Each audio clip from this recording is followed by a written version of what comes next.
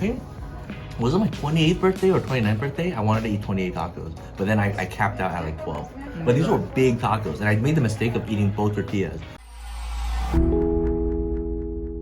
We're celebrating Cinco de Mayo and Mother's Day, so I was trying to think of like key Mexican food or snacks.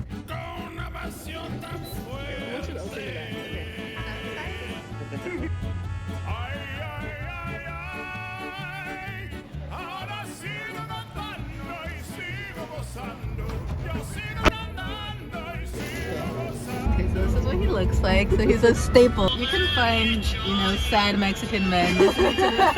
Yeah. Yay! What do you have? So today we have Mexican food. So we have tacos, burritos, quesadillas. For dessert, we have flan, arroz con leche, and gelatina. And then we also went to a third place and we got aguas frescas. That's artistic. Oh my gosh.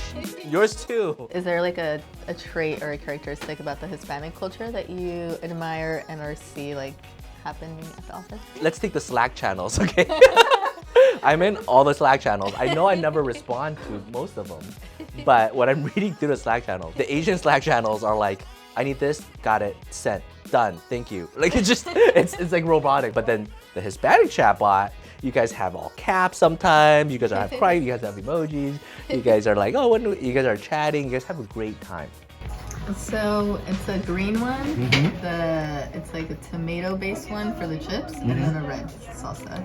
Okay, this looks pretty scary. So what differences do you see in both like the age groups that we have at the office? The thing that I appreciate most about the younger generation is your impatience.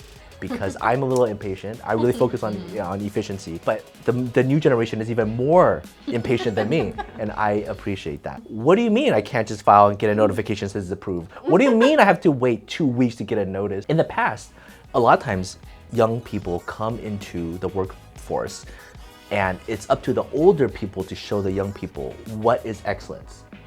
This is how it's supposed to be done. This is the way, and now you have to learn. But this generation, with how the world works, is completely different. And so actually you guys come in and say, this is how the world should work. The world that you guys belong, that you guys live, is actually outdated and it's gonna be obsolete. So let us show you what excellence looks like. And that is pretty awesome.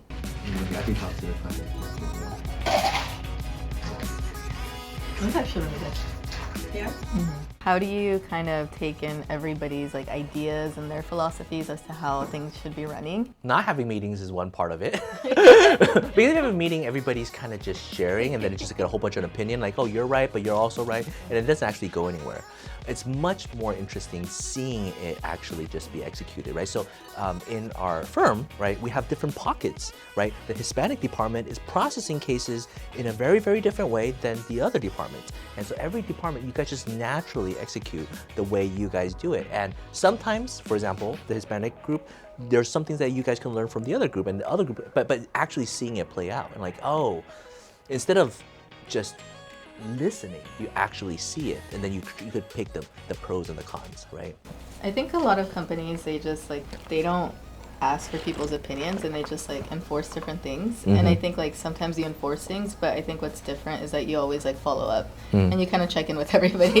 So I think you still have like a good gauge as to how everyone's doing or how everyone's feeling. Yeah, because I know not all of my ideas are the best ideas, right? So I try to push an idea, I try to get a lot of feedback, and then try to allow for everybody to give their feedback. At the end of the day, we are still a very, very small firm, and we're just like trying to be our best. So everybody able to contribute so much.